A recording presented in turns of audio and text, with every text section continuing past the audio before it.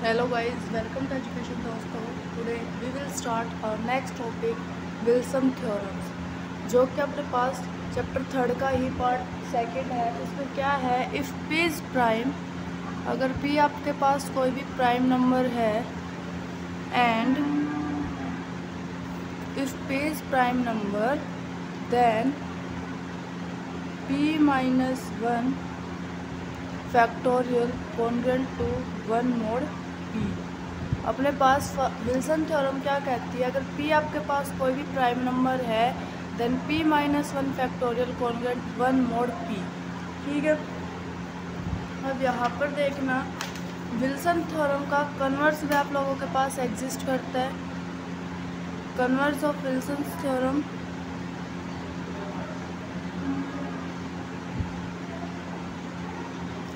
If p minus 1 factorial congruent to 1 mod p, अगर p minus 1 factorial congruent है 1 mod p के, then p is prime number. तो p आपके पास क्या होगा, प्राइम नंबर होगा। ठीक है, तो इसके एग्जांपल्स करते हैं। -1 होता है इससे, हम जनरली फिर इसको क्या लिख देते हैं, p minus 1 factorial plus 1 congruent to 0 mod p। ठीक है, नेक्स्ट अब हम एग्जांपल्स देखते हैं। देखना अपने पास क्वेश्चन क्या है, using Wilson's theorem so that 18 factorial plus 1 congruent to 0 mod 19। देखो अब सॉल्यूशन कैसे करेंगे हम लोग। हियर 19 इज प्राइम नंबर, 19 के आप लोगों के पास कोई भी प्राइम नंबर गिवन है, देन यूजिंग विल्सन्स थ्योरम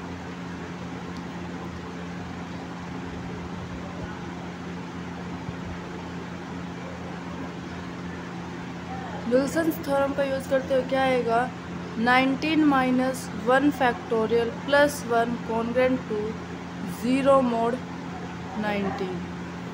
इसको मैं क्या लिख सकती हूँ, 18 factorial plus 1 congruent to 0 mod 19। ठीक है, नेक्स्ट पार्ट देखते हम। If 23 is prime number,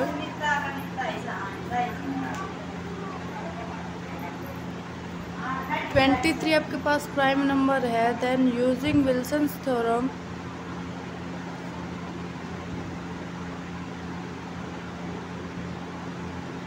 Wilson's theorem का यूज़ करेंगे तो क्या आएगा, 23 minus 1 factorial plus 1 congruent to 0 mod 23।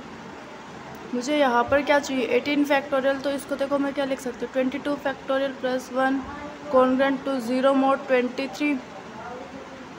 अब 22 फैक्टोरियल को मैं क्या लिख सकती हूँ, 22.21.20.19.18 फैक्टोरियल तक लिख सकती हूँ, plus 1 congruent to 0 mod 23।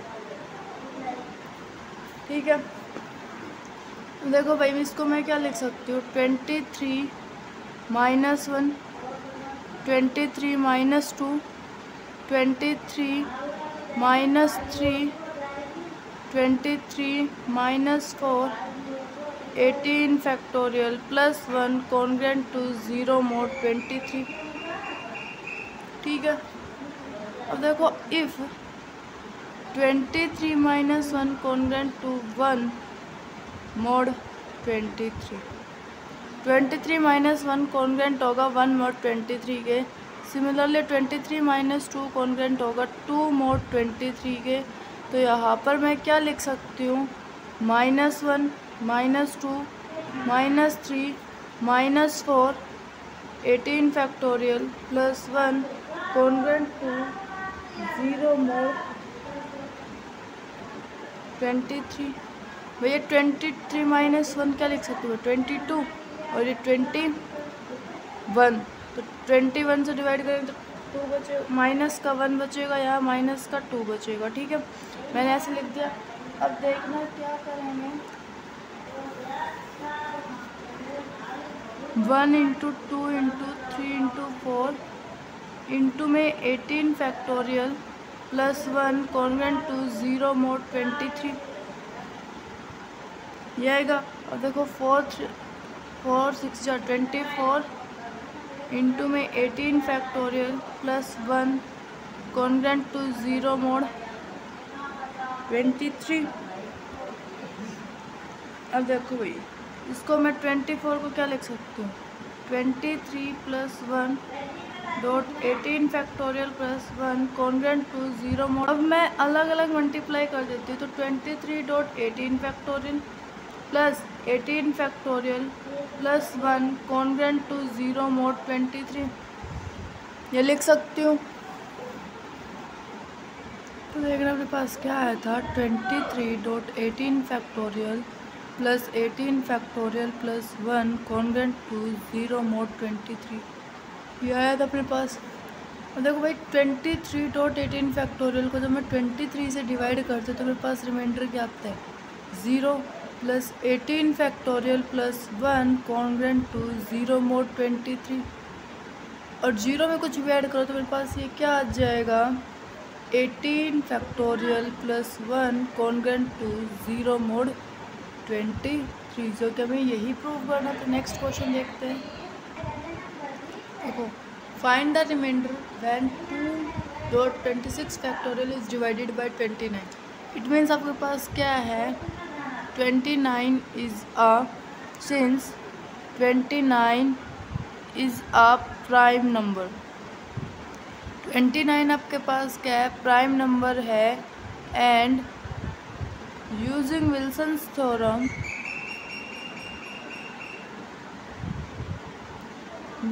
Theorem का यूज़ करते हुए we get 29 minus 1 factorial plus 1 congruent to 0 mod 29 हमारे पास ये होगा। अब इसको मैं क्या लिख सकती हूँ 28 factorial plus 1 congruent to 0 mod 29। मुझे ओपन कहाँ तक करना है 26 तक तो क्या लिखूँगी 28 dot 27 dot 26 factorial plus 1 congruent to 0 mod 29। अब इसको मैं क्या लिख सकती हूँ 28 माइनस 1 29 माइनस 1 और इसको 29 minus 2 dot 26 factorial plus 1 congruent to 0 mod 29।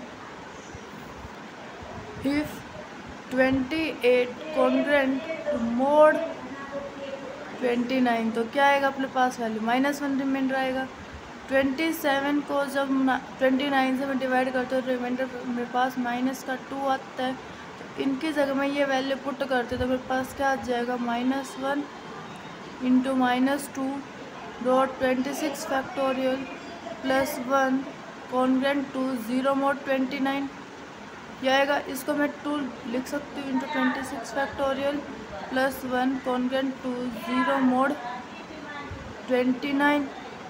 हमें ये प्रूव करा था कि 2.26 factorial is divisible by 29 is divided by 29। Remainder क्या आ गया यहाँ से हैंस देखो यहाँ से जब मैं सॉल्व करती हूँ तो क्या आता है 2.26 फैक्टोरियल कॉन्ग्रुएंट टू -1 mod 29 ये आता है।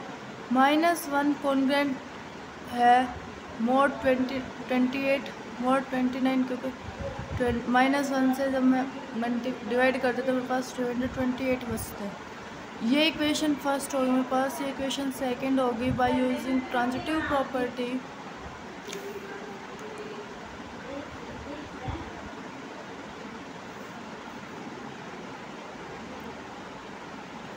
by using transitive property 2.26 factorial congruent to 28 mod 29। यहाँ से रिमाइंडर क्या आ गया हैंस रिमाइंडर इज 28। यहाँ से रिमाइंडर -1 आ रहा था और रिमाइंडर अपने पास कभी भी नेगेटिव नहीं आ सकता इसलिए हम इसको इसके कॉन्ग्रेंस में लिखेंगे -1 को 29 से डिवाइड कर दे तो मेरे पास रिमाइंडर 28 आता है।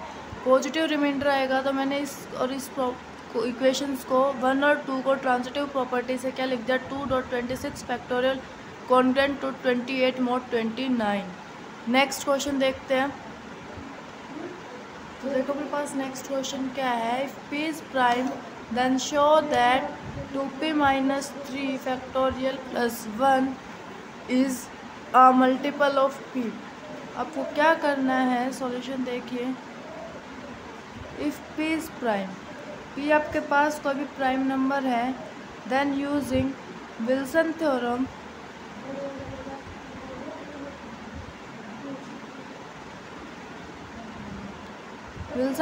का यूज़ करते हुए हमें क्या मिलेगा, we get p minus 1 factorial plus 1 congruent to 0 mod p, ये मिलेगा अपने पास। अब देखो इसने पूछा कहाँ तक है, p minus 3 फैक्टोरियल तक पूछा, तो मैं इसको ओपन करके क्या लिख सकती हूँ, p minus 1 p minus 2 p minus 3 factorial plus 1 congruent to 0 mod p।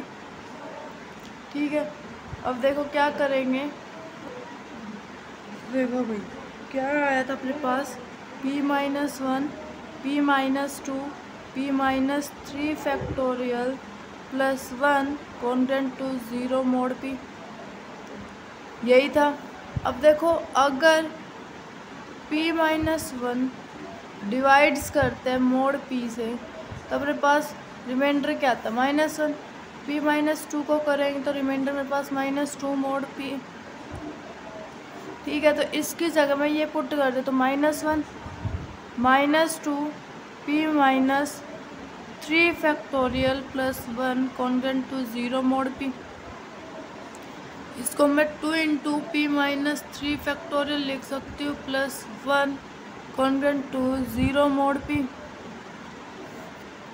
हमें प्रूव भी क्या करना था, यही करना था। अब देखो ये मल्टीपल है तो by definition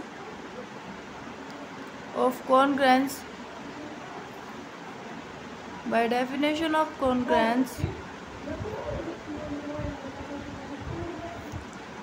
p divides 2p minus 3 factorial plus 1 -0, यानी 0 माइनस करेंगे कुछ फर्क नहीं पड़ेगा।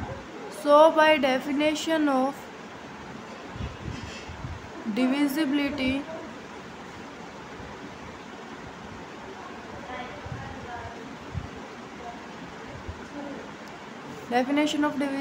क्या आएगा, 2p minus 3 factorial plus 1 equals to p का मल्टीपल। ठीक है, और प्रूव भी क्या करना था कि if p is prime then show that 2p minus 3 factorial plus 1 is a multiple of p। It means ये मल्टीपल हो गया p का। नेक्स्ट क्वेश्चन देखते हैं अपने पास, if p is any prime number then show that p minus 2r factorial into 2 minus r1 factorial minus 1 is divisible by p। तो इसको देखना हम कैसे सॉल्व करेंगे। देखो अगर p आपके पास कोई प्राइम नंबर है, if p is prime number, p आपके पास प्राइम नंबर है, then by using Wilson theorem का यूज़ करते हुए हम क्या लिखेंगे, p minus 1 factorial plus 1 congruent to 0 mod p। अब मुझे ओपन कहाँ तक करना है, p minus 2r, तो इसको मैं क्या लिख सकती हूँ, p minus 1 p minus 2 p minus 3 up to p minus 2r minus 1 और p minus 2r factorial plus 1 congruent to 0 mod p। इसको मैं क्या लिख सकती हूँ, -1 -2 -3 up to minus of -2 of 2r minus 1 into में p minus 2r factorial plus 1 congruent to 0 mod p। मैं ये लिख सकती हूँ। अब देखना क्या करेंगे,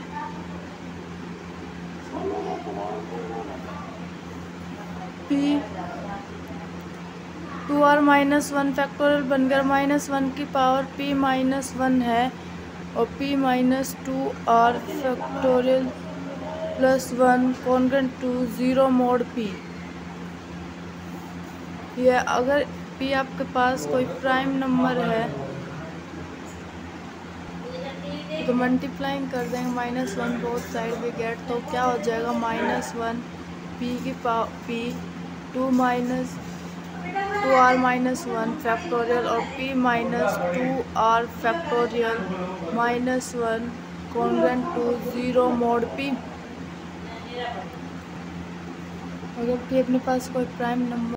नेक्स्ट क्वेश्चन देखना क्या है, prove that p factorial and p minus 1 factorial -1 are relatively prime if p is an odd prime number.